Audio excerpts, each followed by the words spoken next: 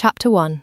A few trays of mince pies, Merry Christmas, Mrs. Jenkins. Dan tried for a smile as he finished helping the old lady with her allotment. There wasn't much to it, really. A couple of tins of Heinz soup, tea bags, chocolate biscuits. They tried to make sure everyone had something a bit chocolatey today. It was Christmas Eve, after all. Thank you, young man. She smiled curtly back, clutching the dog-eared straps of her little white carrier bag close to her chest, and turning with a little reluctance back toward the door. "You'll have a cup of tea while you're here?" he prompted, gesturing over at the other trestle table, where Becky held court over a small plastic kettle and a stack of paper cups. Mrs. Jenkins considered the offer a moment, rubbed some of the cold from her arms and, with a slight nod, ambled over for her drink. Dan let his smile follow her for a moment, and then turned back to his work, arranging and rearranging what was left, until he was satisfied the half-dozen little piles were roughly fair. They'd dug an old CD player out of the storeroom for the occasion, so at least he had Xmas hits, volume whatever, to serenade his efforts. A bit of Mariah always perked him up a bit. His feet were killing him, though, he groused to himself, and there was a blister forming on his left instep. His own fault for wearing poorly made boots, like as not. But what could he do? It was hard to find stuff in size 14 locally. Becky had once suggested he check online, but he couldn't see it really mattered. They fit, that was enough. He flexed his knees, fiddled with the tip of his lime green tie, and met the cruel leer of the Grinch. The old cartoon had always been his favourite, though mostly for the music. The tale itself he'd always struggled to relate to. Sure, the Grinch had been dealt a bad hand, but you made the best of it, didn't you? Even if you were looking at spending Christmas on your Todd, with nothing but a microwave pizza and a whole tin of Cadbury's roses to mark the occasion, it didn't do anyone any good to be a dickhead about it. "Oh, good afternoon, Mandy," he hailed as a sour-faced teen, a student from his class, pushed her way into the main room. "Hey, Miss Edwards," she muttered back, tidying a stray lock of grey blonde hair back behind her ear and looking down at her shoes. Package for Smithwick, would it be?" "Yeah. All right, there you go." He tried to ease some kind of energy into the interaction as he returned from the storage shelf with a pair of shopping bags marked with the surname. He'd agreed to a pair of catch-up maths tutorials with the girl after New Year. It'd be easier if she'd say more than 2 words to him. "Are we still on for the 3rd, Mandy?"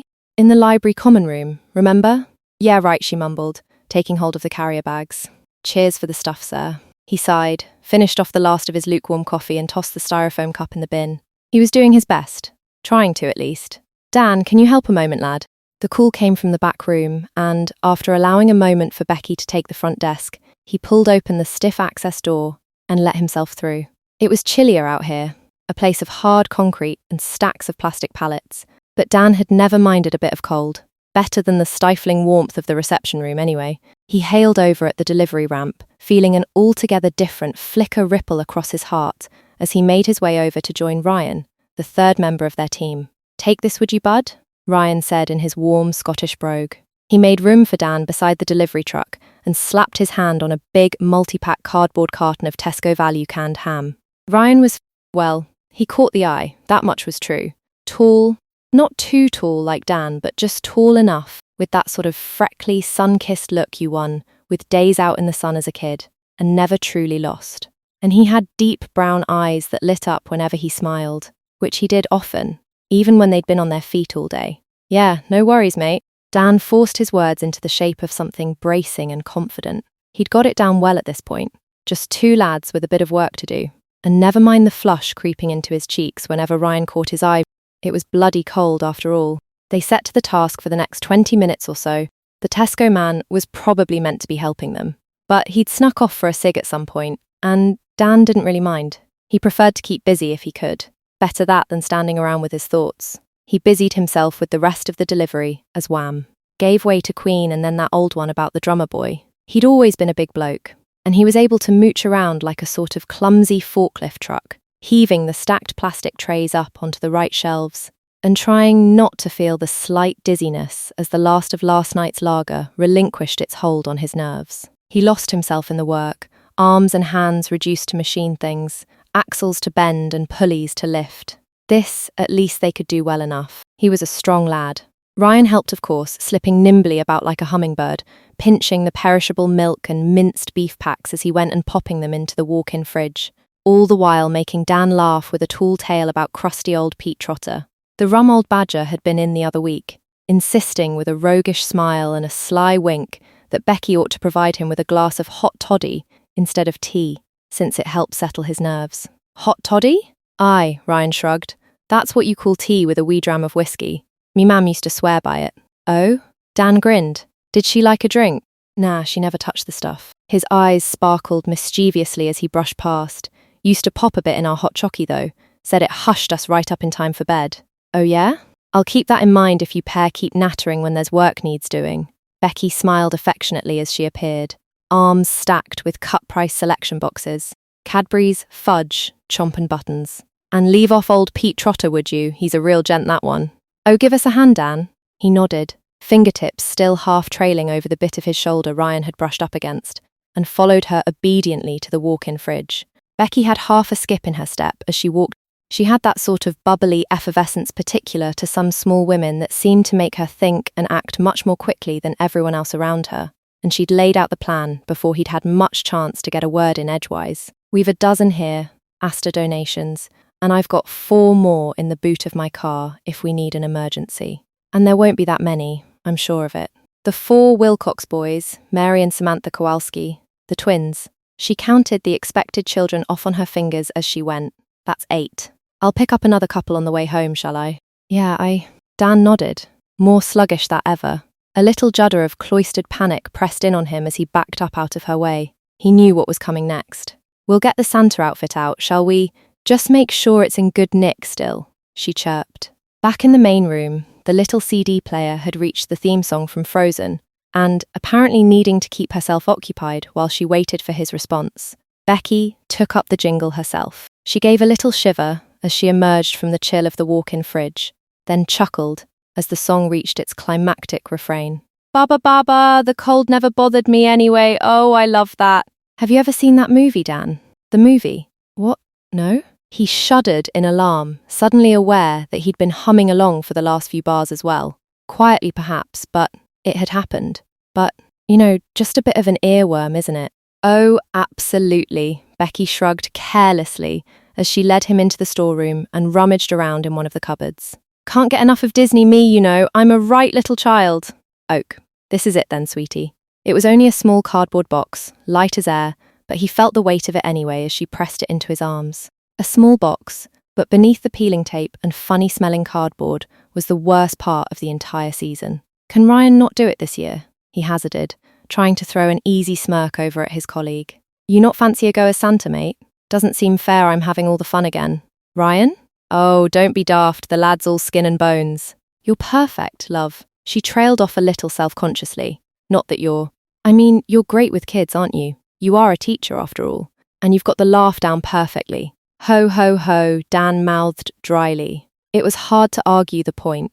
6'4" with a belly that had doubled in, jolliness since he'd packed in rugby and just the right kind of deep booming voice as well. Perfect for Father Christmas. He rolled his eyes a moment, then plastered a fresh smile. Ho, ho, ho! Come on, let's see if it all still fits all right. Becky smiled encouragingly as she prized apart the tape and handed him the shimmering red jacket. He could only nod back compliantly as he forced his legs into the big baggy pants and tied the whole thing off with the ludicrously oversized belt buckle. He bit his lip as he slipped the putrid-smelling white beard over his own sandpaper stubble. And then he was him. Everything Dan hated about himself was amplified into grotesque parody. Enormous leather boots, brutish frame made wider still with little hidden shoulder pads. He shaved twice a day, against the grain, even if it did bring little infected blotches to his cheeks. No matter, now he had a jolly white beard that came down to his chest. He felt the moth-eaten fabric pressing against him like a vice. No slinking off, hiding in shadowy corners where he'd not be noticed now. Father Christmas was adored, the centerpiece of every festive memory. Dan only felt sick. Yeah, it fits, he murmured, wondering if he ought just hold on a moment longer for appearance's sake, before tugging the little white beard off again and popping it back in the box. All right, that's good, Becky nodded, looking a little disappointed at his lack of enthusiasm. So that'll work out just fine then. Ryan'll hold down the fort, with you as Santa and me as Santa's elf. You've got an elf costume? Yup, picked one up from Marks and Spencer yesterday minus. So don't worry, you won't be the only prat in a costume. And we'll get the big armchair from the tea room and put a bit of tinsel on it like we did last year. Yeah, I think it'll be a lot of fun.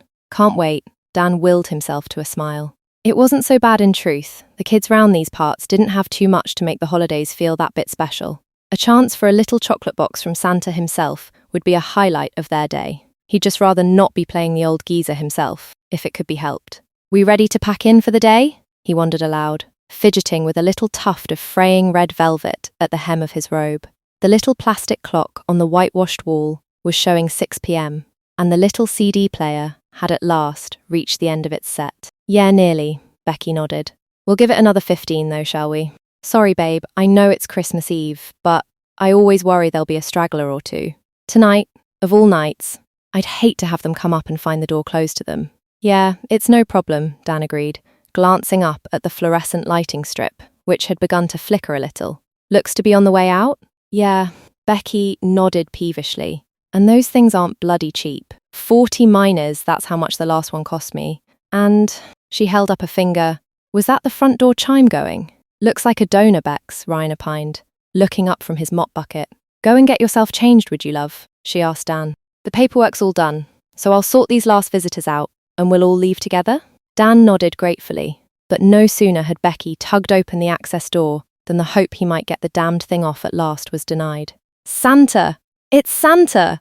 Look, Mummy, Santa's here! The young boy cheered excitedly, peering round the door for a better glimpse. You said he only came when we were asleep, echoed the other, an elder sister, though she seemed equally impressed. Their mother, a small, rather put-upon blonde woman with a council lanyard around her neck and a sprig of holly in her hair, at least offered Dan a slight apologetic shrug as she joined the onslaught. Oh, so it is. Say Merry Christmas, Santa. Merry Christmas, the two children chorused as their mother turned to deal with Becky. She soon turned out to be a rather generous donor, judging by the handful of shopping bags she heaved up onto the main countertop. There's a selection from the festive section at Sainsbury's, she explained, as she passed over the trays of frozen sausages and roasting potatoes. My wife will be here in a moment. She was just parking up. She's got a handful for you as well. A car. The little boy, called over as a tall woman with Asian features and an expensive-looking suit, pushed her way in through the front door. A car, look. It's Santa. Merry Christmas, the woman smiled, rubbing her arms a bit to warm up a touch, before handing over her carrier bags in turn. There's a few trays of mince pies. You've got to have mince pies on Christmas, we thought, didn't we, babe? And some little packets of chocolate buttons, her partner added. Just for the kids, really. Did you bring anything for us, Santa? The littlest child chanced, daring to peer up at Dan with hopeful eyes. Hush, his sister whispered, taking his hand. We'll get our sweets at Auntie Gwen's, remember? Just like last year. That's right, Will, his mother added, resting a fond hand on his shoulder. And tonight, when you go to bed, that's when Santa will be coming with presents for you. If you're good, that is. You're really coming? Will grinned happily. Oh, Santa, what will you bring me? I've been really good all year and everything. Dan felt his insides clench as he forced away the sense of wrongness. Some things were more important, and he'd be damned if he'd take a moment from a beaming child. Exactly right, young Will.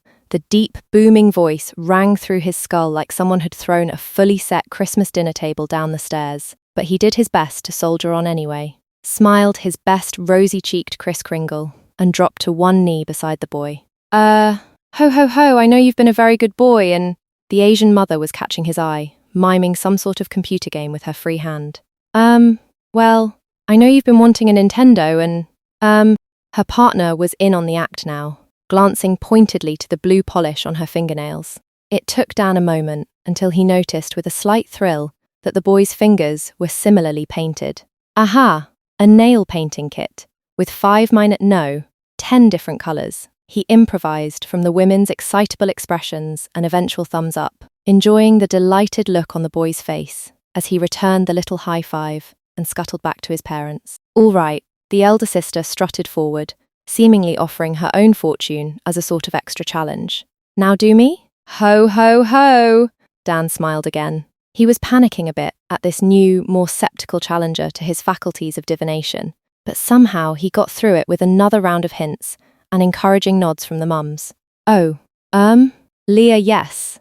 A pair of football boots. And a shirt. Arsenal? An Arsenal shirt, awesome. The girl grinned, surprising him a little by tugging him into a hug. Thanks, Santa.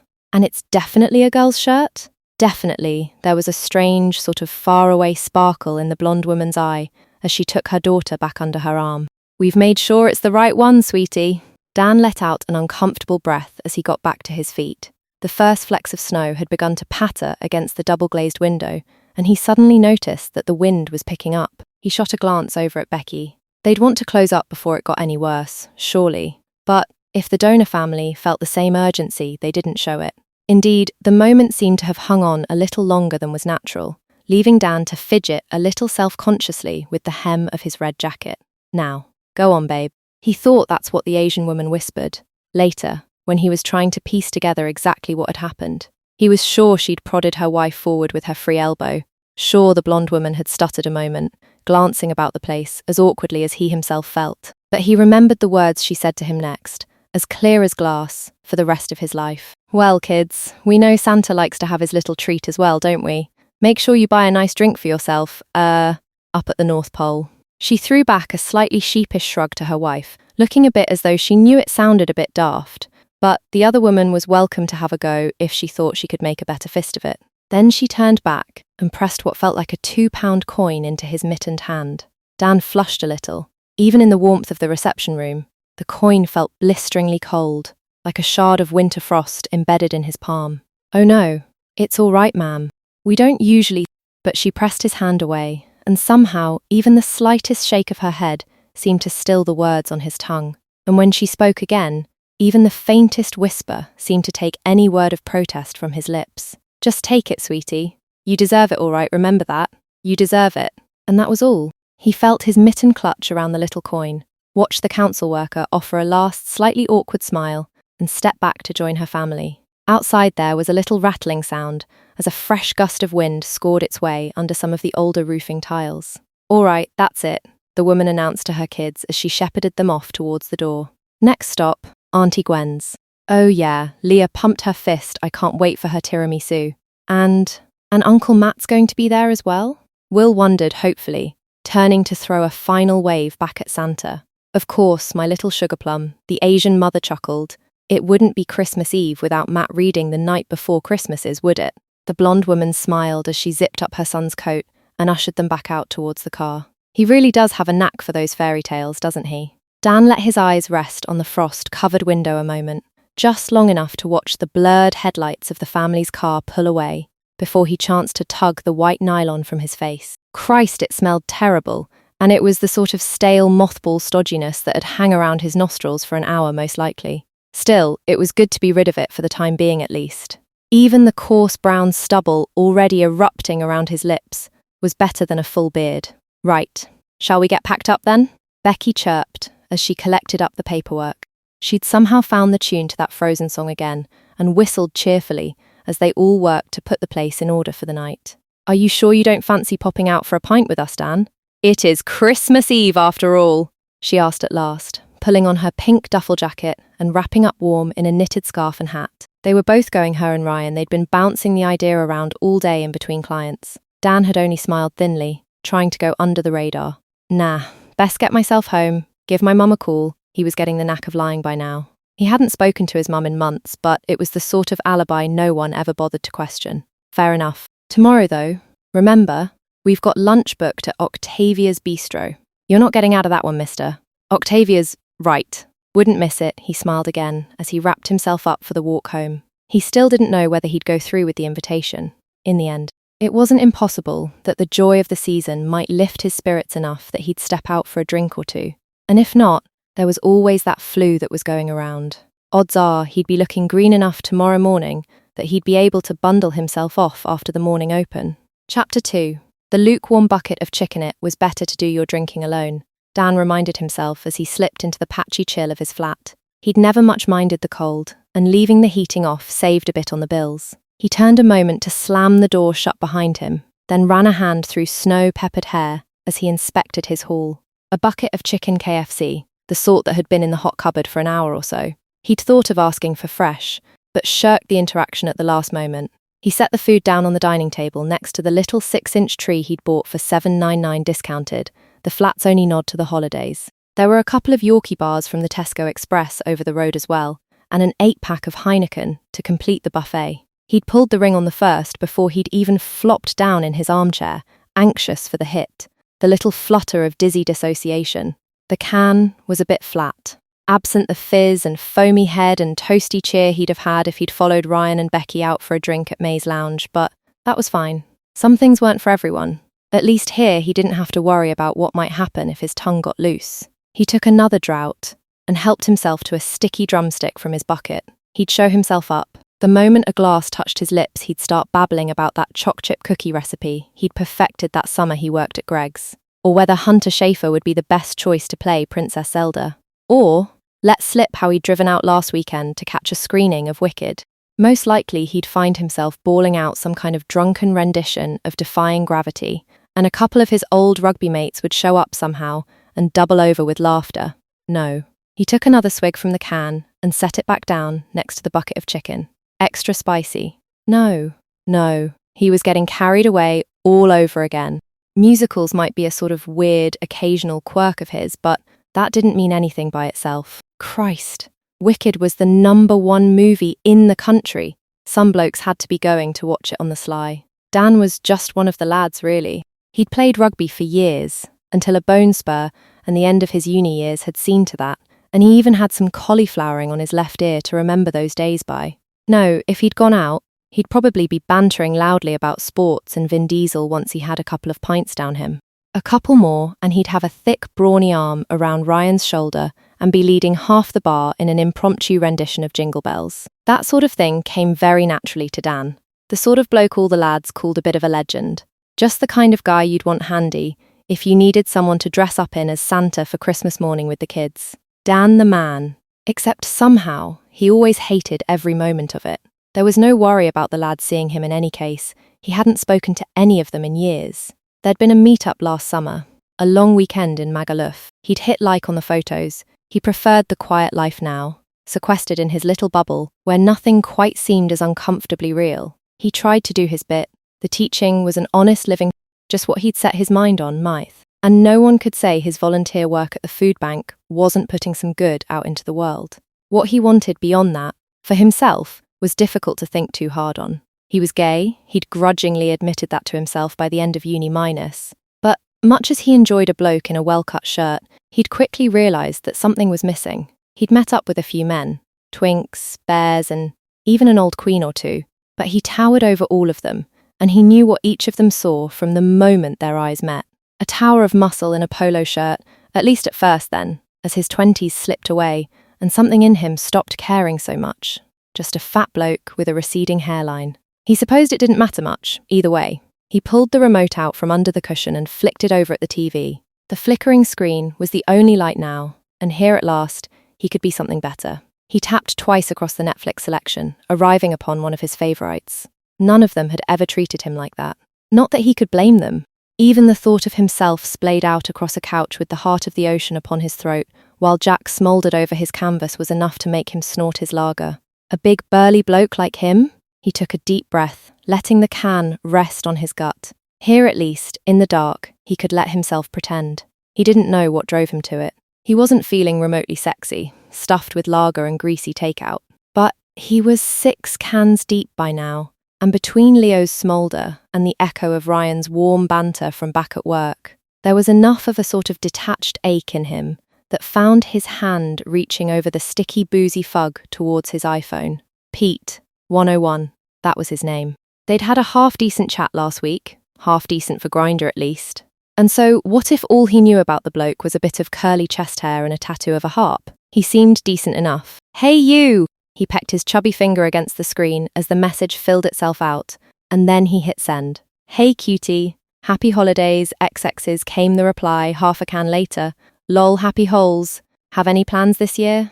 No, just me all by myself. Might go to Peppermint Penguins for Boxing Day though, beau?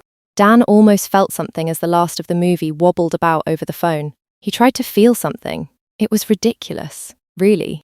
Dan wasn't some sparkle-eyed starlet, and nor was this bloke on the app about to stride in like bloody Leonardo DiCaprio and sweep him off his feet. And yet, pathetic as it all was, he half let himself believe. How about meeting up then? We could have a drink or something? He waited, even the faint, lethargic fluttering in his chest feeling a bit ridiculous. It was something at least. And stranger things had happened. U-top or Bottom Bay. Lol, he felt a flush of disgust and deleted Pete 101 and the whole bloody chat before he'd even finished reading. Lol? Was it a joke? A chance to meet someone real? Someone decent? He watched as the final scene of the movie played out as it had 100 times before. Rose reborn, a fresh start, a second chance with the man who'd cherished her beauty. A handsome rogue, offered to show her a life beyond the cage she'd known. All the wonders of a land beyond the distant shoreline. Not a fucking guilty grope in a park bush, signed with a fucking lol. Dan sighed and finished off the warming dregs from the bottom of his can. He'd never believed in an afterlife, or in second chances. Maybe this was all there was, in the end. And even this sad attempt at a chat-nine, was a lie, though the true nature of the shadow upon his heart was one he'd only dare face when this deep into his cups. Because the truth was there was no world where any sort of man could turn up and whisk Dan away. No one who could ever set him free, for his cage was all around him, built of flesh and bone and too much hair, and all of it horrible and distorted and wrong. He shivered. The storm was stirring up again outside, and he let his hand drift up to the mangled cartilage of his ear, let the knuckle grind against it wrong ways till it hurt. Somehow that always took the edge off. Dan the rugby man. He'd never dance like Rose, never feel soft auburn locks brush against his bare shoulder or bat his eyelids coquettishly at a handsome gentleman.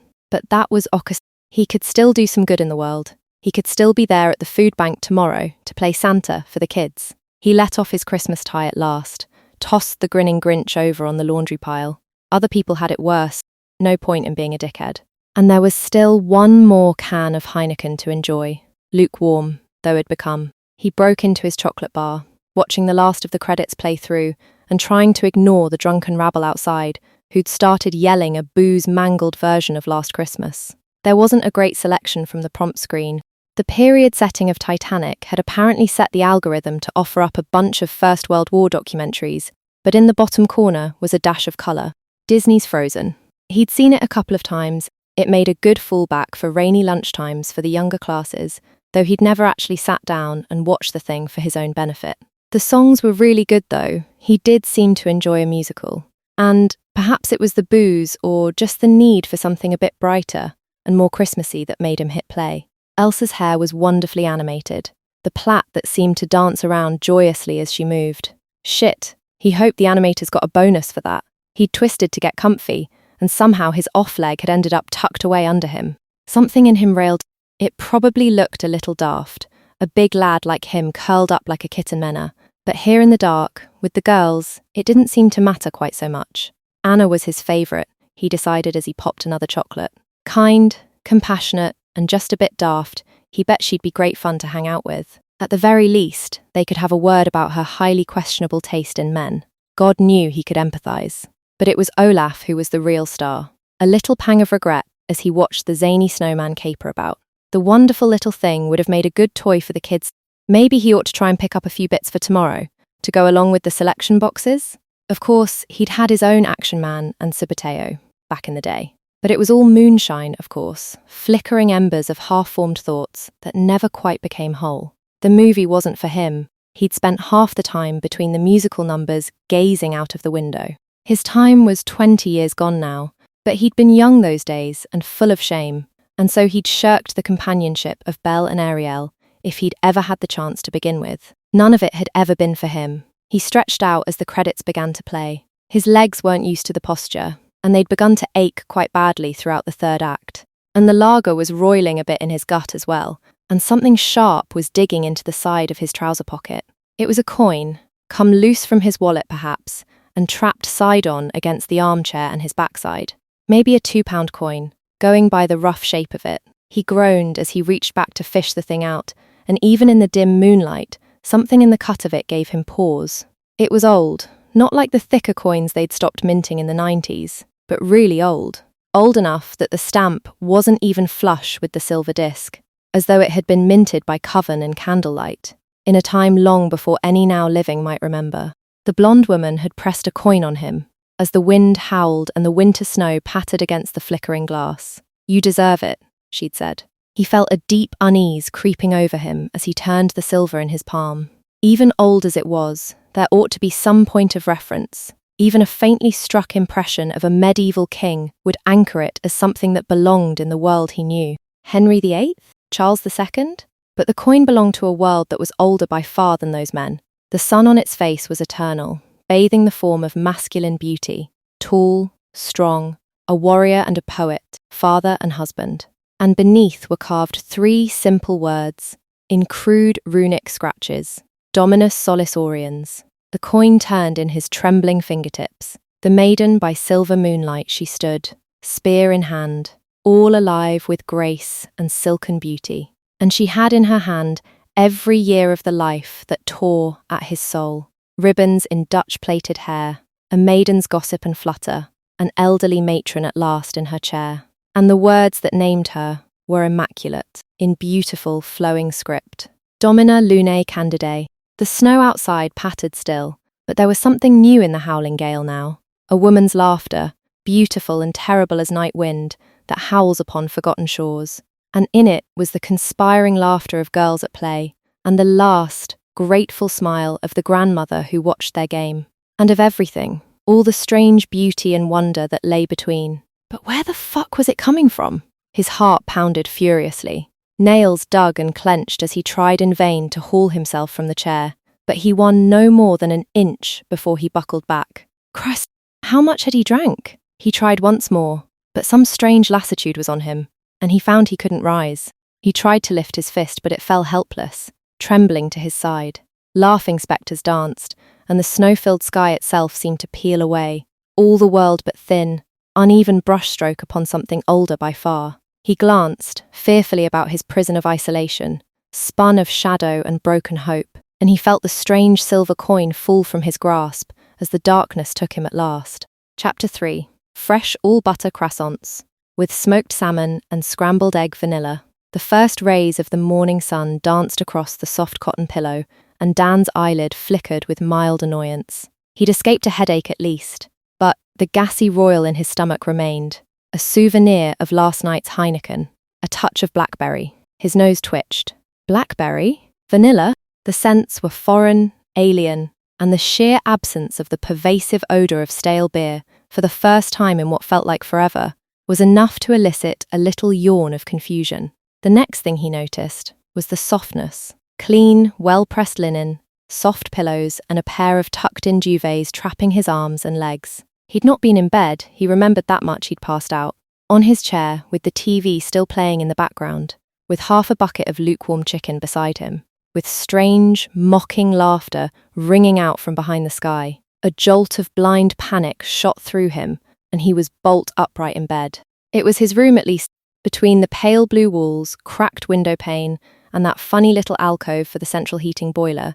He recognised the basic bones of the place. But the life that lived within these walls was so entirely different to the one he remembered that his first wild thought was that he'd finally drank 1 can of lager too many, that he'd popped his earthly coil and somehow arrived back a year or so later to haunt the site of his demise. A curl of rich brown hair fell over his eyes. Dan's stomach churned. He'd never had long hair, and he never would, now with that bald patch as big as it was. He pulled at the covers and dragged himself free, the roiling tumult he'd at first took for the gassy remnants of his drinking binge now reading as something dangerously close to elation. He was wearing pyjama bottoms, green pants with prints of Rudolph the red-nosed reindeer on them. Really cute little Rudolphs. And green was apparently the colour of the season, because amidst the fallen cotton bedsheet and the billowy bottom bit of the Rudolph pyjamas, he saw the polished emerald glint of a pair of toenails. He twitched them, just to be sure they were his. He hopped out of bed, heart pounding furiously as the rest of the bedding fell away from the white vest top he was apparently wearing, and slim fingers, his fingers, slipped up the smooth skin of his arm and came to rest against the nape of his neck. A loose champagne gold scrunchie fell away, and a cascade of vanilla-scented hair fell over his fingertips like silk. Breathe. He sucked in a sort of choking breath as he let his smaller feet carry him forward towards the mirror. Somehow, insane as it might be, the reflection showed not Dan himself, but instead a moderately pretty woman in her middle 30s that might have been a sister or a cousin. Hazel green eyes, exactly like Dan's own, gazed back from under locks of rich, brown hair, but they weren't dull and tarnished like Dan's. Instead, they danced like glittering gemstones in firelight, and there were little laughter wrinkles snowflaking out from under the corners of her lashes. And though he'd never seen the face that gazed back at him through the stylish cherrywood vanity, he couldn't quite help but feel it more familiar to him than his own had ever been. A bigger girl, of course, that much had always ran in the family. Dan had towered above most men, and though definitely smaller, he'd still guess this female counterpart stood 6 feet or so.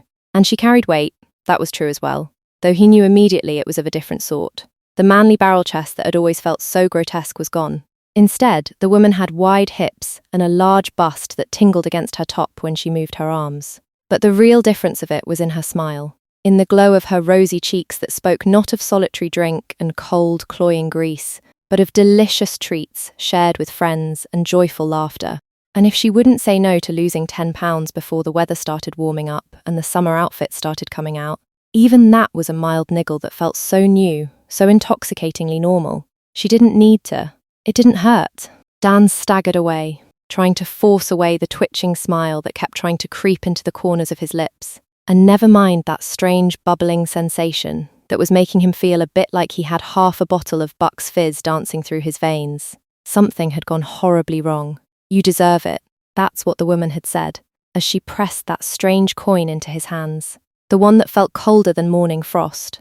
You deserve it. He pushed open the living room door and cast his eye about the place in disbelief. The sad little Christmas tree that sat on his desk was gone, as was the half-eaten chicken and the cold, time-gathered detritus of his neglect. Instead, the apartment had apparently decided to ring in Christmas morning with the full spread. Shimmering twists of gloss paper, silver, red and green snaked their way into every corner. Fairy lights clung to the outmost window, twinkling like rainbow starlight, greeting the breaking dawn of a snow-covered world. And in pride of place by the wood panel fireside was a tree, an enormous fresh pine, decked out with tinsels and glistening baubles, and upon the very top an angel, the very twin of the one Dan's mother had always used at home. His heart lurched. The coin had slipped from his hand last night, probably rolled around under his armchair, he'd assume. But barely anything here resembled the apartment he thought he knew. Even the chair was different. The coin would be somewhere, surely? Whatever the thing was, it had magic in it. If nothing else was proof against this change, he started forward dutifully to begin his search, feeling weirdly calm, nonplussed if anything. Find the fucking coin, he muttered aloud, rebuking himself. He'd have to do something, or he'd be trapped like this forever. In the back of his mind, he wondered if he ought to be panicking a bit more. He ambled over, unthinkingly, to the tree and rested his dainty fingers upon the once barren bookshelf. No books. He'd got a Kindle a few years back, but the shelf was overseen instead by a cheerful gang of porcelain Disney characters. He gasped in wonder as his fingers trailed through the decorative cotton snow at their feet, admiring the detail on the little Ariel and Jasmine collectibles. Even the Lady de Valar was there, the latest heroine, hurling one of her frost glyphs at a pair of fearsome goblins. And then, for just a moment, he stopped. It was ridiculous. Perhaps, what were they but tokens? A passing nostalgia for a time long past. A time that never even was. But it was a time that deserved a moment, at least, to be. And that much Dan allowed. It was at the base of the final figurine that he found it. The same silver coin he remembered from the night before. Why it was in the guardianship of Olaf the Snowman he couldn't say. Though whoever she was, this new persona seemed to be rather less likely to lose important things down the back of the couch. He reached for it, unsure what he ought to be doing. Should he try making a wish? The cotton snow turned to meltwater at his touch. A blue Peugeot sploshed noisily through the mushy puddle, just off Main Street. Fingers gripped white the wheel. That's where he'd find her. Georgiana, high priestess of the Lord and Lady. Arcane fire burned, the silver coin given back to flame. Cinnabar and myrrh. He felt the curse lifted, awoke as he had been. Made anew once more. Whitewashed fence. A pair of garden gnomes sat watch outside a rust-brick home. Snow-pattered rose privet. A rosy-faced woman offered him a cup of tea. Warm up a tough before they got started. Georgie Williamson. That was all. He knew, the moment his fingers touched the tarnished metal. Return the coin to its keeper. Request the grace of the lord and lady, and it would be granted. Before sunset was best, that was when the magic was at its strongest. His fist clenched around the coin and pressed it to the mad pounding in his chest. He had no idea who this lord bloke was, or the lady either, or why they'd decided to overtake his Christmas in the name of some kind of divine prank. But assuming he hadn't just lost the plot completely, that was the hand he'd apparently been dealt. Oak. He glanced down at the lacework hem of the pyjama top, suddenly aware that he'd been squashing the coin-clenched fist a bit too hard against his more sensitive breasts. He couldn't stay like this, as a woman obviously, even if something in the back of his mind had begun fizzing and capering about like it was. Well, Christmas morning. If there was a fix, a way out, then that's just what he'd need to do. Play the little game. And thank his lucky stars it was no more complicated than showing up at some lady's house with a silver coin. He could set off now, and he could be done in time for... He flinched. A little of the strange fizzy feeling ebbed away as the day played itself out before him. Time for what exactly? The Santa event at the food bank. He'd struggled to get across town, lift the curse and make it back again before they opened, even with the empty roads. He might manage if he really pushed it, come rushing in, his old self again, just in time for the open. Becky and Ryan helping him into that god-awful costume, so he could go stomping in with his giant leather boots, stroking his long white beard and booming out a ho-ho-ho for the kids. No, he couldn't go yet on this mad mission. He was bound to make himself late. And as he stepped back from the pretty little statuettes and glanced around, taking in the new, rather more cozy state of his apartment, he felt a strange certainty. Whatever magic had cursed him, the world had obviously changed to accommodate it. He'd be able to live out the morning if he chose. It would be the woman he'd become, who'd be expected at the food bank. No one would know anything of a Dan Edwards. And if that might have been a wild assumption, somehow Dan knew the truth of it just as surely as he knew that there were croissants in the fridge. And he checked, and sure enough there were half a dozen on a sheet of wax paper, all ready to go in the oven and come out golden brown for Christmas breakfast. Half an hour would do it, and the aroma of freshly baked goodies would be percolating atop the clean cedarwood and vanilla. And there was salted butter as well, and smoked salmon, and a big bottle of fresh orange juice that had been bought especially. He took a breath and let his hands wander along newfound rhythms, slipping the golden scrunchie on his wrist around a fresh ponytail. He needed to get this sorted out, get his old life back, of course he did. But that didn't mean he needed to go rushing about trying to track down this Williamson woman right away. There was time. The food bank would be expecting him or her. He'd be letting them down if he didn't show up. It might be bloody weird, spending the morning as a woman, but it shouldn't be impossible. He had a pair of hands and a strong back still, and a smile for the clients. Or if he couldn't quite manage, that he could at least have a hot breakfast and a shower before he set off on his mad quest. He made his way back into the living area, stopping only a moment by the mirror to notice how the new ponytail had changed the shape of the woman's face. There was a stack of presents underneath the tree. Dan had gotten some money from his dad, but somehow he never quite got around to presents. Instead, the cash served to keep him in dominoes and booze over the break. But this strange woman he'd become apparently had other ideas. She'd bought gifts with the money, wrapped them too, and set them out for Christmas morning. She liked to make a game of it, pretending to be surprised when she unpacked her haul and showed her parents by Teams chat. And Becky would be here any moment. And Becky? Dan furrowed his brow. The food bank supervisor was nice enough, though they'd never really been that close. Certainly he'd never dare invite anyone to come over to his place, the state it was in. But that thought had come from somewhere. He couldn't explain it, but just as he knew that there was a tasty breakfast spread, he knew that his colleague was on the way to enjoy breakfast with her best friend, before they both headed over to work together. Outside in the snow, a pair of girls strolled past his car, belting out an off-key verse of Mariah. If he was going to make a run for it, he'd have to go now, before Becky got here. He'd missed the event, but the other two ought to be all right. He'd jump in his car and find this Williamson woman before lunch. If he was lucky, he might even be done in time to get a few cans and watch James Bond on the BBC. He closed his eyes. Frozen pizza. The half-eaten tin of chocolates. A hairy ham-hock fist fiddling with the little glossy wrappers. Would it really be so bad to spend the morning as this girl? To share a yummy breakfast with a friend, and then go help out, do pretty much what he'd planned to do anyway? And he might not even need to dress up as Santa. And something inside gave way, just a little. He would go and lift the curse right after the event. Over on the desk, a white iPhone began chirping a text. Becky was already in her car, checking her friend was up and ready. Okay. That settled it then. He'd have to see it through, at least until lunchtime. He scrolled, opening up the settings until the name Imogen Edwards emerged above a column of masked bank details. Imogen. The name felt like it belonged, though it jarred a bit. Mum called her that still sometimes, and the principal at school, her boss. But it felt stodgy. Imogen Elsabeth Edwards. A new memory flickered. She'd made her mind up, back when she was 13 or so. She preferred to go by Beth. She popped back a reply, emerald fingers tapped pleasingly against the glass. Then, stopping a moment to pop the croissants in the oven, she went off to get changed. Happy Christmas, girlie! Becky cooed as she pressed a squashy parcel into Beth's hands. Oh, you look smashing. Is that a new skirt? Beth nodded a bit sheepishly. She'd set out with the idea of a simple outfit, maybe jeans and a jumper.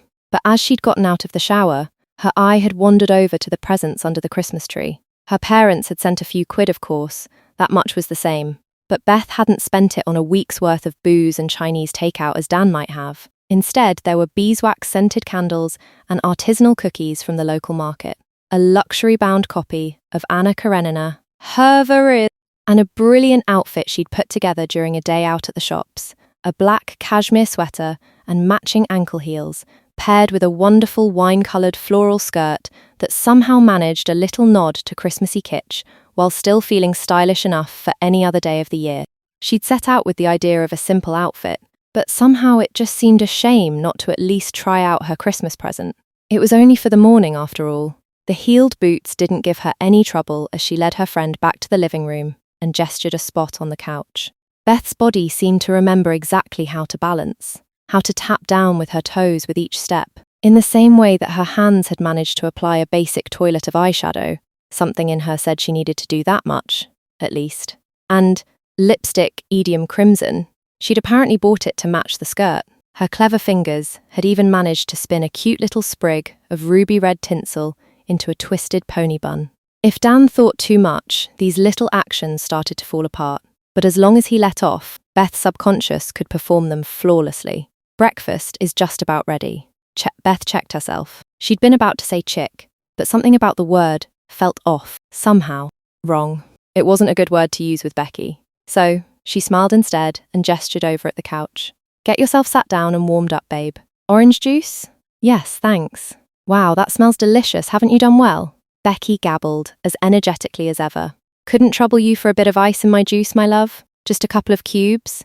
A knife had been resting on the oven-hot baking sheet as she dressed, and the butter melted on the warm blade, spreading effortlessly over the flaky pastry. Then she teased apart just enough of the salmon, flavorful but not overwhelming minus, and finished with a deep yellow dollop of fresh scrambled egg.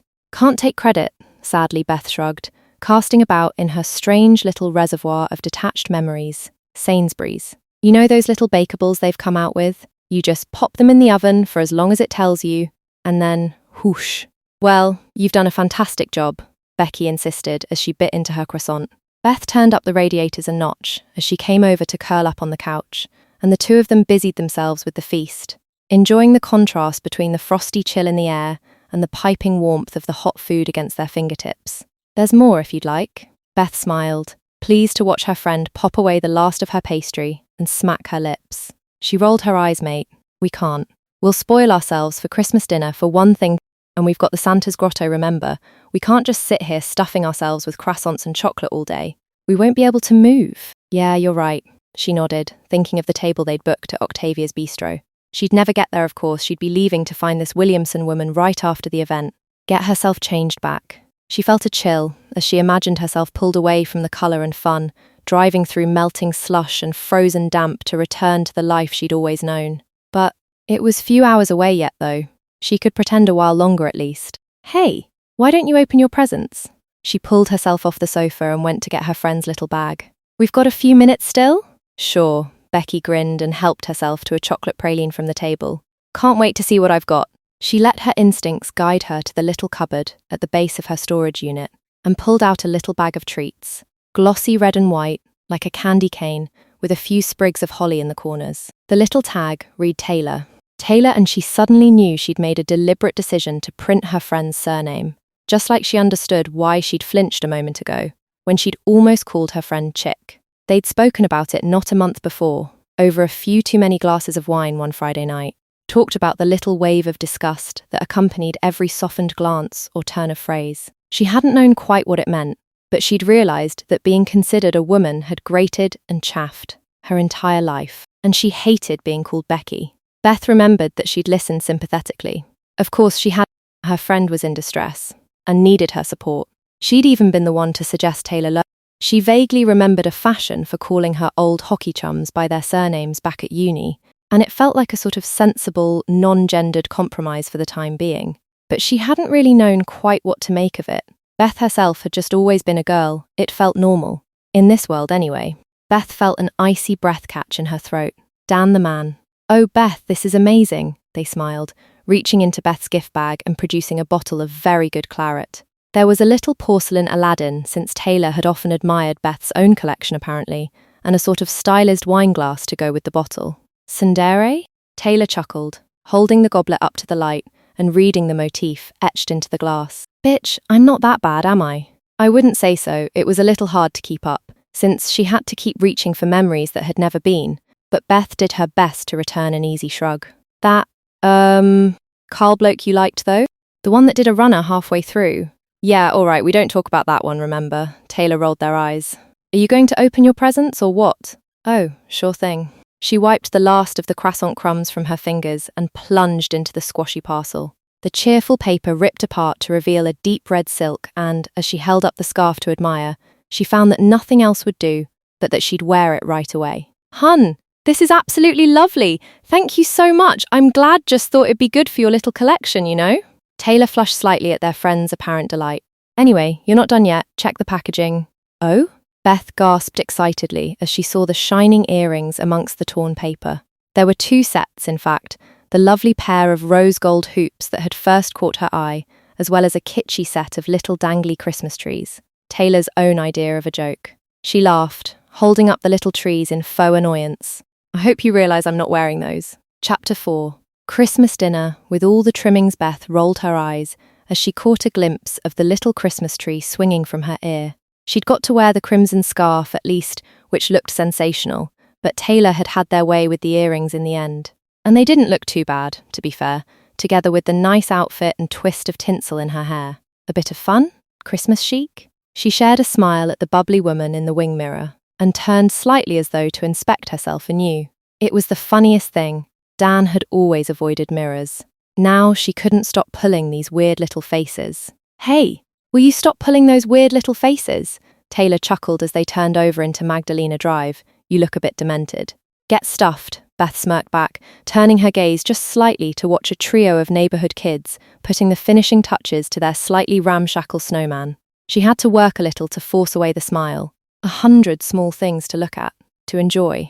An elderly woman passing out church pamphlets exchanged a cheery Merry Christmases with a well-heeled couple, while across the road a pair of young dads looked on fondly as their excitable kids scurried on towards their grandma's open door. Was it the thrill of Christmas that had put this sparkle and glamour into even the most ordinary sights and sounds of the city?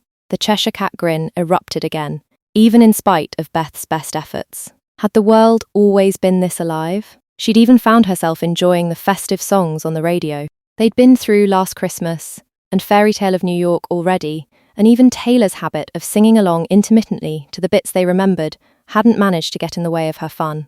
And they both liked a good sing-song, she realised abruptly, as the soft piano led into Elsa's refrain. They'd bonded over this exact song. 2 versions of the same night, a food bank social with Taylor and some other helper who'd moved on 2 years before, all overlaid upon Beth's mind. Dan had winced, clutched his pint, and glanced nervously about the pub in case anyone had seen him tapping his foot. But Beth had, well, she'd let it go. Her and Taylor had ended up belting out most of the song to a bemused pub, and they'd been firm Disney-watching mates ever since. And she didn't join in this time. She couldn't. But she did feel a little pang as she watched her friend tap out the instrumental on the steering wheel. She'd bottled everything up for so long that it felt natural to be surrounded by silence. And if pressed, she might have reluctantly admitted that living as Dan had done involved thumbing his nose at some sort of social life. But what was he missing? Really, going out to watch a rugby game with the lads. Somehow, it had never seemed to matter that much.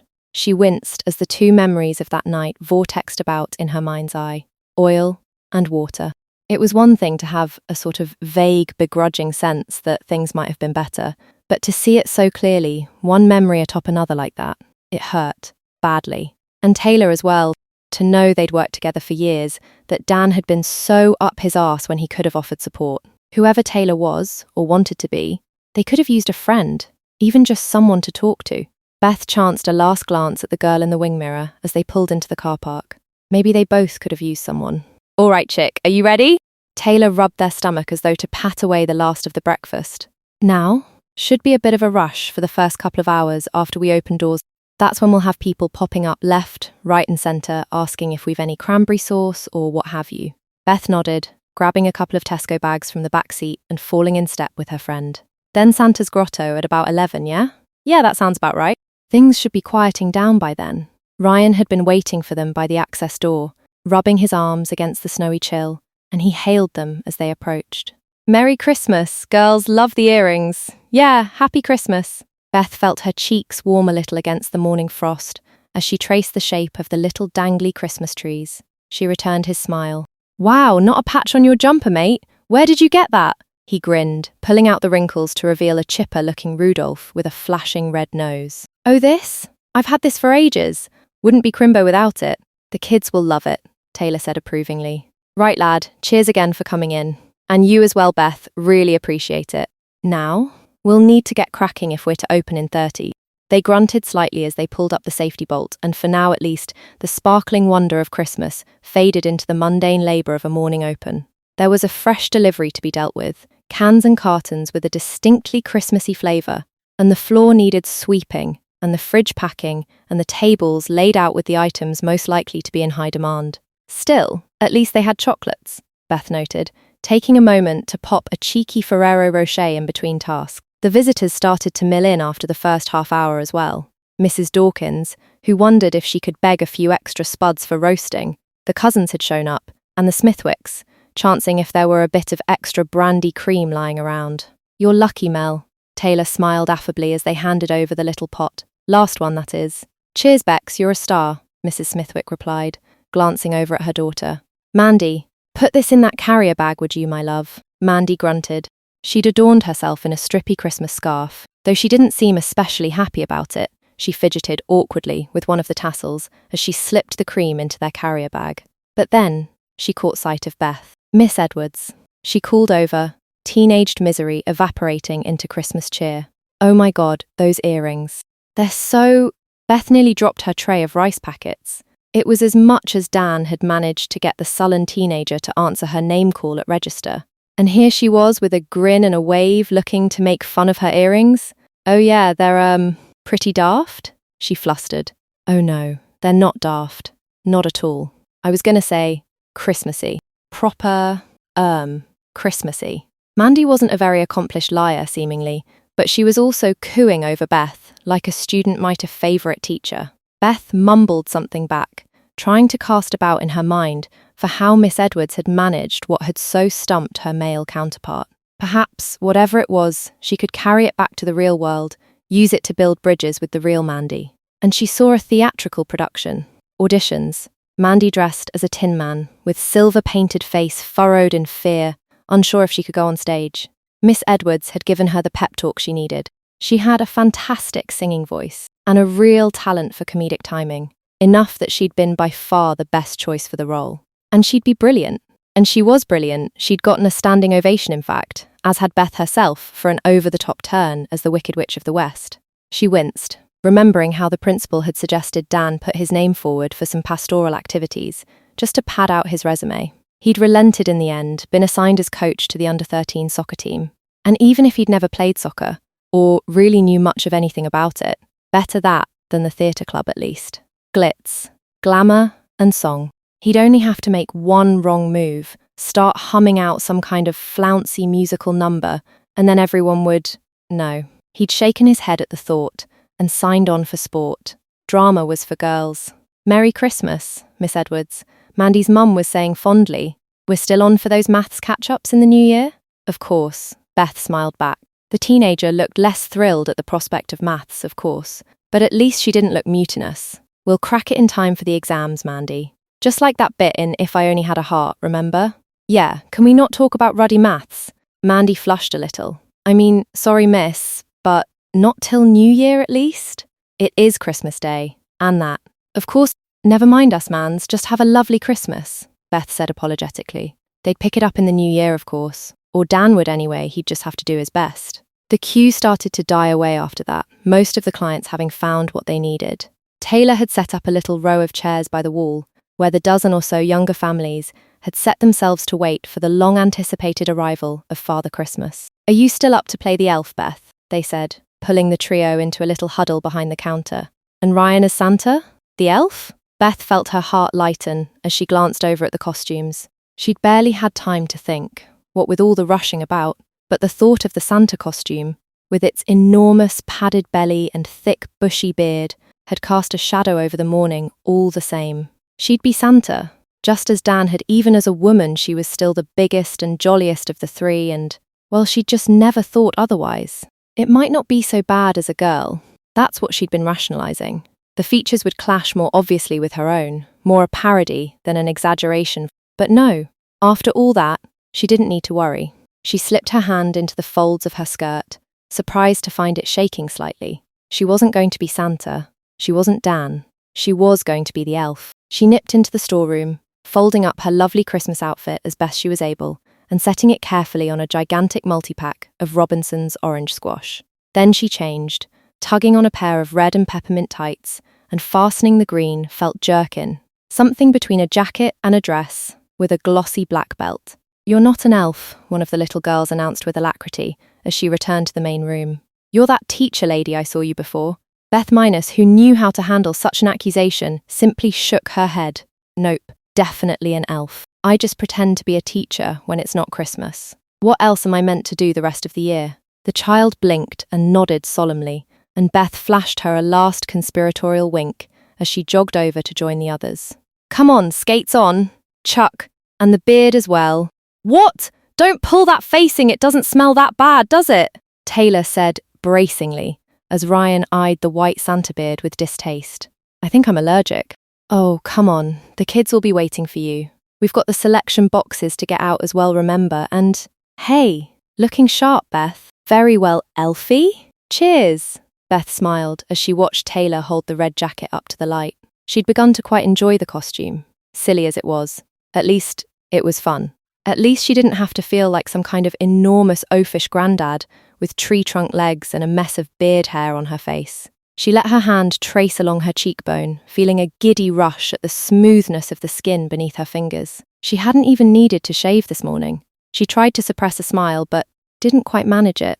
Taylor was smiling as well, as they continued their efforts to foist the beard on Ryan. And somehow, without quite meaning to, Beth felt herself chuckle as the words came to her lips. Good grief, leave the poor boy alone, Taylor. Tell you what, why don't you have a go at being Santa if you're so keen on wearing that thing? Me? Taylor started, glancing down at the red jacket in their hands. They met Beth's eye a moment, then glanced down again. Santa? Don't be daft, Beth. I mean, it's got to be Ryan, obviously. He's the bloke. Yeah, but he's allergic. And you can't have Santa sneezing his beard off in front of all the kids. She cast about. She hadn't really meant anything by it. Just a bit of throwaway chatter. She'd no way of knowing that Taylor would be so wrong-footed by a joke, or that the silly red coat and fake beard, that any of it would make her friend hesitate, would make their eyes glimmer with something that felt uncomfortably familiar. She smiled, trying to force her unease into a light-hearted smirk. Anyway, Ryan's got his daft lead Rudolph sweater, the kids love that. So that's us then, you're Santa, with me as your little helper, and Rudolph boy over here with his flashing jumper. Aye, sounds like the Crayic. Ryan nodded eagerly, helping himself to a couple of steps distance from the Santa box. You really? Taylor paused. You're really not going to do it? Oh, come on, Taylor, you'd look great with a beard.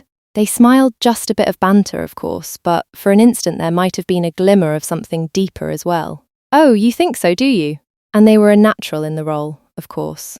Taylor might have been the shortest Santa any of them had seen, but they threw themselves into the role with gusto, and so rich were the cries of "Ho, ho, ho, Merry Christmas," and so merry were the crinkled rosy cheeks and broad smile, that even the parents found themselves rather taken in by it all. Oak, who's next? Beth smiled as she took one of the twins, Jacob, the shyer one minors, by the hand, and led him over to sit on Santa's knee. "Say thank you," the child's mother chided gently. "Say thank you, Santa." "Thank you, Santa," Jacob blinked, clutching the little box of sweets tightly to his chest. "Thank you, Miss Elf Lady, Merry Christmas, Jacob." Beth waved back fondly, but some of the warmth in her chest had begun to cool slightly as she realized that little Jacob was the last of them. They'd be giving their farewells now, gently ushering the families out and locking up for the day. She'd make her excuses any moment now. She was feeling a bit ill. She just needed to pick something up from home, meet at the restaurant. Anything like that would do fine. Just 20 minutes or so and she'd be in her car, and not long beyond that, and the curse would be lifted. And then, all of this would be over forever. She felt her hand tremble as she saw Dan, making his way home with the day darkening, with nothing but beer and cable TV to see out the holidays. Maybe she ought to try and learn something from all of this. She could make it so that next Christmas the real Dan had all the little joyful treats that Beth had arranged for herself. She shuddered, felt the drive home amidst cold and sodden snow. A thick, hairy thumb flicked the headlights on, and he caught a flicker of 5 o'clock shadow in the rearview mirror. The croissant breakfast, wrapping presents, the giant Christmas tree. He'd try for it next year, but already the idea had begun to feel a bit hollow. He'd do his best anyway.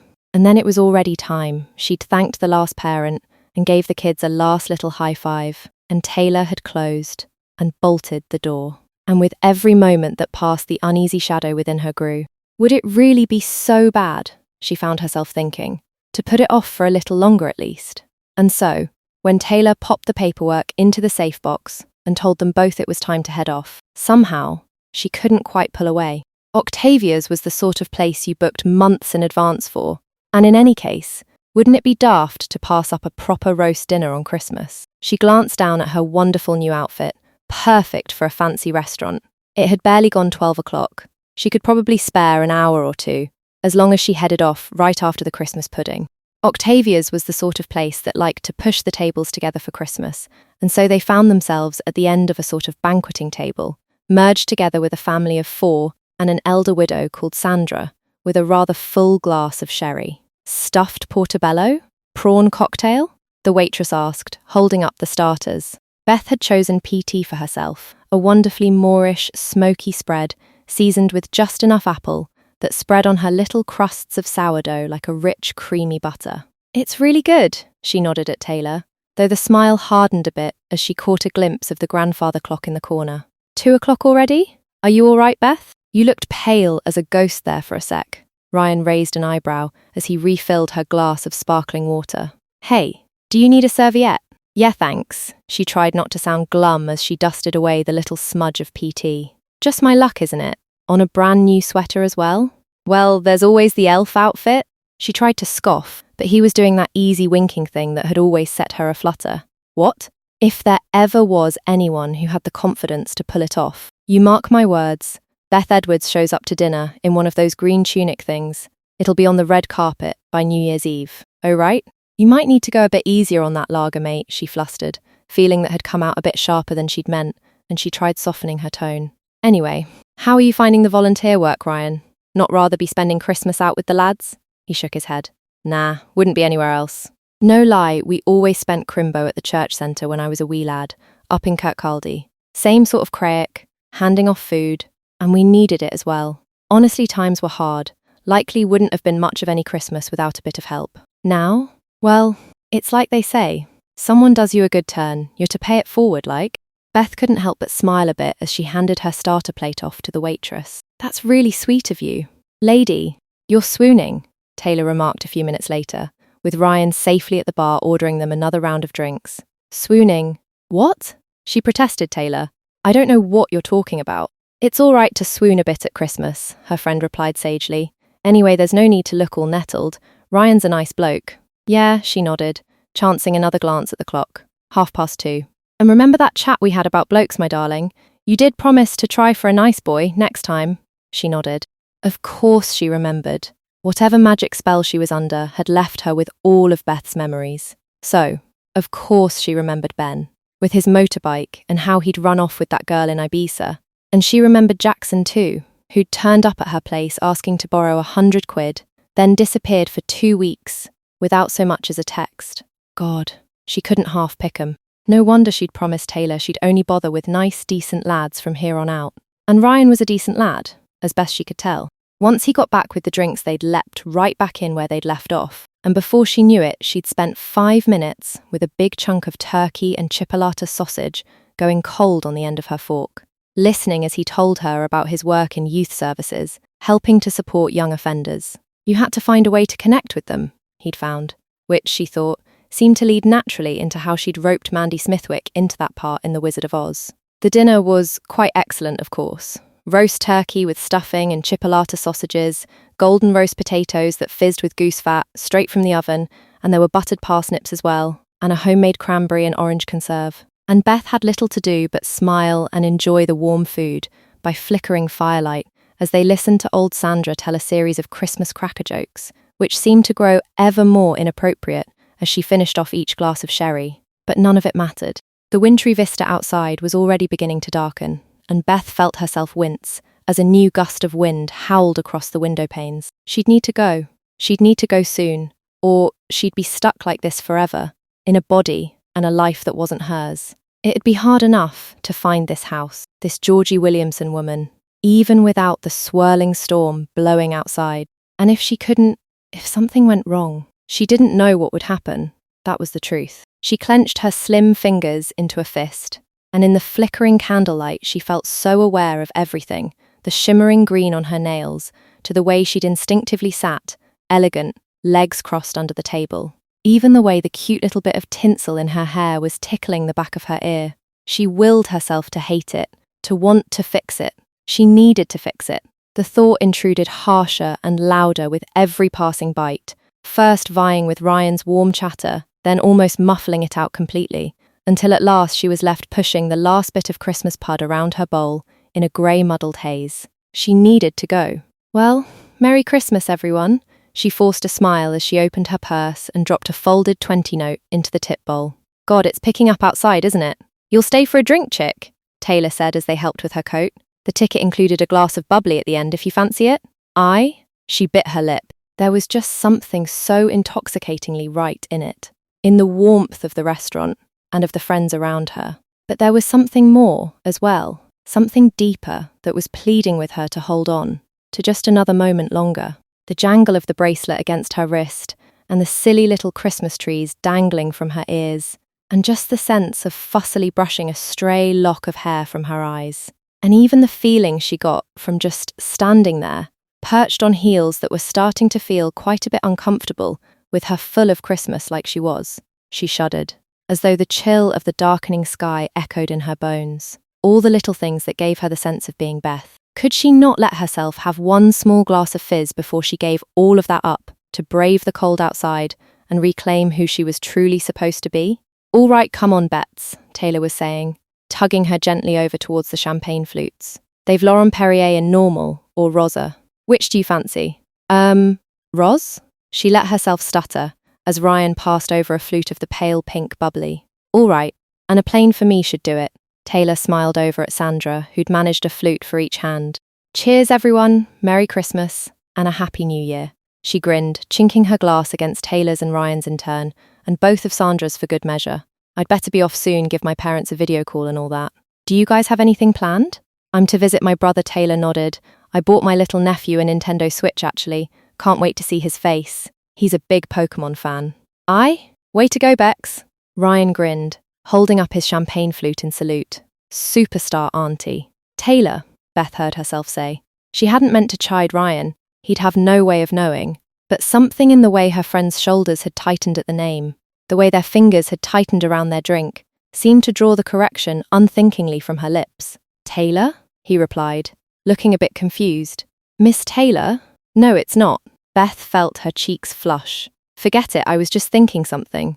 What did you say this champagne was called? It's really good. Beth? Taylor's voice was quiet. But Something in cut the words from her lips. Her friend took a deep breath and dropped a shoulder, angling the three of them away from the other revellers. Is everything all right? Beth said softly. I don't think Ryan meant... No, I mean he's got a point. Going by my last name does make me feel a bit of a muppet, not gonna lie. They nodded, a sort of choked laugh, and finished the last third of their champagne rather quickly. And, well, I've been thinking, how does Declan sound to you? Declan? Beth felt her insides twist. I mean, of course. It's a bloke's name, yeah. Declan nodded. I've been thinking a lot, about that chat we had a few weeks back. And I sort of made up my mind. I'm going to start looking into it properly in the new year, like talk to my GP. Apparently there's, stuff they can give me, to help me live like a man. A man? Ryan raised an eyebrow. Yeah. Is that... I hope it's something you're all right with, Declan trailed off hesitantly. What's not to be all right with? Ryan broke into a sudden grin, other than you leaving our Beth as the only lady in the office? That's... Declan snorted. All right, you've got me there. Guess we'll both have to look after her a bit. He glanced down at his empty glass. It's really all right? Of course, Beth nodded, pulling Declan into a tight hug. We'll be with you all the way, Declan. She did her best, she really tried. She smiled when Declan made his joke about copying Ryan's haircut, and she told him he'd look really handsome. And she asked about if he and Ryan would start going to watch the football together now, and chuckled when he said he still hated football. And she listened attentively as he spoke of his worries about the god-awful treatment available on the NAs. He'd done his research these past few weeks, and he just wished he had the money to go private. And even though she did her best to be a good friend, she found a burning guilt curdling inside her with every passing moment. Because Beth knew all of this already, because Dan had done all of the same research himself, time and again over the past few years as the computer screen blurred and the alcohol roiled around inside, and because he'd written such feelings off as the booze ebbed and the bustle of sunlit day returned. He'd never found Declan's courage. She nodded blandly as Ryan pulled Declan over toward the bar. Just a small red wine for her. Cheers. Her fingers slipped into her purse, tightening around the eternal cold of the silver coin. Why her? She didn't deserve this. Didn't deserve to be remade. She glanced out of the window, sneered at the glittering beauty of the enormous Christmas tree. Light and colour and beauty, all painted by liars and children upon fields of barren white. She glanced down at her hands, imagined them restored as they ought to be. Bracken trees, ghosts of cold and tormenting hunger. That was the true face of winter. That was real life. She'd sucked in a breath of icy cold even before she'd quite know what she was doing. She'd played around too long, played at being Beth, lived a life that wasn't hers. Christ, Declan had hugged her, confided as a best friend. Dan barely knew him. The slim fingers that weren't truly hers clutched tightly around the silver coin as she cast about the falling snow for a taxi. Main Street. Georgie Williamson. She'd find that easily enough. Taxi. She called out in vain as a black cab screeched past. She'd know what to do, this woman, the high priestess. She'd lift the magical curse, and he would be Dan again. Dan the man, who didn't hug or have breakfast parties or play the evil witch in The Wizard of Oz. And if he was lucky, he might even have time to pick up some snacks from the mini-mart on the way home. Maybe a six-pack. God knows he needed it, after the day he'd had. He set his shoulders, trying to ignore the horrible clenching feeling in the back of his throat. Fine, his life hadn't quite turned out a winner, but he'd made the best of it, hadn't he? Teaching high school, helping out at the food bank, he tried to do his bit. And wasn't there some dignity in owning what you had in life? Not trying to take something that was someone else's, something that didn't belong to you. Taxi. Oh, you'll never get one to stop for you. On Christmas? You'd have done better to call ahead. Yeah, thanks, Beth grunted. It was the elder woman, Sandra, from their shared table. She seemed to be about ready to sleep off her Christmas feast, judging by the swaying walk and the smell of sherry, and Beth obliged her with an arm to lean onto as they looked out into the street. Fancy sharing yours, then? Well, I wouldn't say no to having someone to hang off, the woman chuckled, but are you so sure you want to leave, my love? You seemed settled enough, and your young man was even at the bar as I passed. Oh, she felt a sharp pang as she thought of Ryan. Was he even now inside looking for her? Wondering where she'd gone? Well, he'd see him soon enough. Tomorrow, probably. Dan'd be there same as ever to unload the after-Christmas donations, cast-offs that never quite made it off the supermarket shelves. They'd probably spend the morning working together. We're not together, Beth said. And I might have had some bad turkey, I guess, and I thought, oh, come off it, he's besotted with you. She rolled her eyes and gave Beth a sort of playful shove, a little heavier than she'd intended. Beth, wasn't it? Let me tell you, it's not often you see two youngsters mooning over each other like that. Why, it's like that old movie I was watching last night. The one on Hallmark. Yeah, Beth shrugged, leading the old woman carefully around a frozen puddle. Christmas it might be, but all the carols and crackers in the world wouldn't help her if she cracked her head open. But that's not the way it is in the real world. Sandra. Right, Sandra. Point is, we're just two people who work together. Maybe we had a glass too many. It's not some movie, it's just real life, you know. She snorted, a little choked thing that almost became a sob. God, what was wrong with her? She was going off the rails at an old lady's harmless prying. Still, it didn't matter, she supposed. She'd be down again by the time this snow let up, as soon as that. Back in the real world, all this bizarre adventure would be over, and she'd be left to wonder if any of it had even been real. Perhaps next year, maybe that was the point, the lesson she'd been meant to learn. Next year, Dan could put a bit more effort in, help Declan with his transition, maybe make some croissants. She glanced about the square, bleak and frozen, watched as the falling snow covered the last holly boughs of the great tree. She'd do her best. Mistletoe, Sandra said softly. She pointed to the overhang, and sure enough there was a little sprig of green amongst the white. What? Beth glanced askew, rather hoping the tipsy old woman wasn't asking for a snog. Just a thought, Sandra shrugged. It's a wonderful little thing though, isn't it? Evergreen. The old ways held it sacred, you know. Proof that even in the midst of winter's dread hand, some things can't be taken by the frost. That spring's just around the corner. Yeah, Beth swallowed as she felt the old woman's arm tighten against her own, and that however broken the world seems, however cold and grey, it's only a passing thing. The world beneath goes on the same as ever, green and beautiful. The woman went on, eyes sparkling with strange intent that seemed impossible to break. And you are beautiful, Beth Edwards. However deeply you try to bury it away, it's always within you, just waiting for a chance to bloom.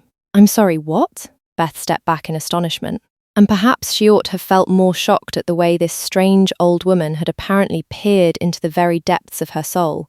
But however she'd done it, a strange madness was taking hold of Beth's heart, and she was finding it very difficult to think. Years of hardened silence, of isolation, and regret, and being Dan the man, just because that was what real life looked like, began to burn away, and, just as the woman had said, she found something beneath that had been there all along.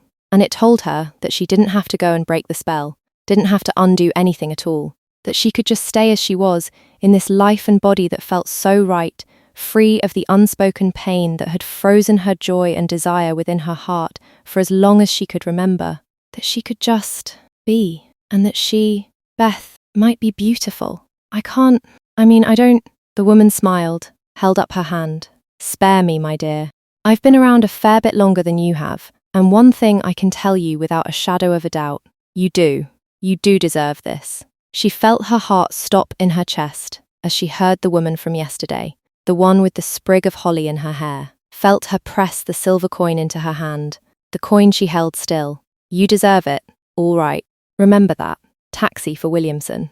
Came a call from across the road. Williamson, Georgie Williamson? She felt herself start forward, unsure of what exactly she was trying to do. Return the coin, that was her task. Take it, we can do the ritual, right? It's not too late? The woman chuckled. Georgie? She's at home with the family, my love. Sometimes she needs a bit of space from her old mum, what with the kids and all. She stepped closer, pressed the coin back upon Beth's chest. Listen, child, if you truly want this undone, then just pop in the cab. We can have you back the way you were in no time at all. But that's not what you truly want, is it? You deserve happiness, Beth. Stay. Be happy. Stay. The word took root inside her, and as it bloomed it, showed a world she'd never dared to touch. A world of colour and life, where she looked and dressed and felt and did in ways that made her excited to see what tomorrow might bring, what the next hour would bring, and to imagine that she could stay like this, forever, that it could be so easy. Just stay. And the coin? Keep it. I've got plenty, Sandra smiled, glancing up at the balcony. Ryan was up there still, and Declan. Perhaps, well, I'm sure you've a use for it yet. All right, she heard herself utter. She spoke so quietly the wind stole the word from her lips. All right, I guess I'm Beth now then. Good girl. Sandra Williamson squeezed her fingers fondly, and then, halfway to the taxi rank, turned about once more. Remember what I said? About the mistletoe. Mistletoe? But there wasn't time to think on it. In fact, her voice had barely hung in the air a moment before it was met with a companion. Beth, Lars, we've been looking everywhere for you. What are you doing out here in the cold? Just long enough to see Sandra Williamson's taxi shoot off into the twilight, and she turned. This was her life now, she realised. Heart-pounding. She was Beth, and Ryan had been looking everywhere for her. Some last instinct lurched, desperate for something to doubt, but it flailed and grasped in vain. There wasn't anything in her that felt like she'd made a mistake. Mistletoe. She hadn't quite meant to say it, but she'd been so turned about that it was all she could bring to her lips. And of course, Ryan had glanced up, and of course they happened to be standing directly beneath the sprig by which Sandra Williamson had led Beth to her truth at last. She hadn't quite meant to kiss him, but somehow the distance between them had shrank, and she'd found his warm arms around her, and it had just sort of felt like the right thing to do. She enjoyed the wonderful feeling a moment longer, a dozen heartbeats perhaps. But even if she was Beth now, one last piece of Dan remained. A little shard of heartache lodged within her happiness. You top or bottom, bay lol. Beth hadn't had the best luck with men either, until now. She'd promised Declan she'd choose better. But maybe, she took a breath, she was worth more than some cheap fling. And, Dan and her together, they'd believe it. The mistletoe got you that one, mister. She smiled carefully. But the next time you'll have to work a bit harder, all right? Beth, any time you'll spend with me is no kind of work. Believe me, Ryan smiled, eyes deep and warm. Say, there's a skating rink running at Isabella's park, you know?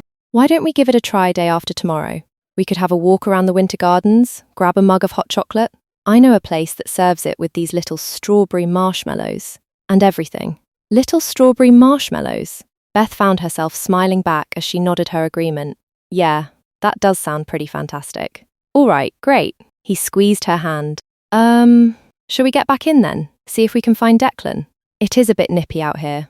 I mean, I'm sure he could wait a little bit longer, Beth smiled, feeling the weight of the magical coin in her palm. But, she decided, one last kiss wouldn't hurt too much. Ryan was a very good kisser after all, and the cold had never really bothered her anyway.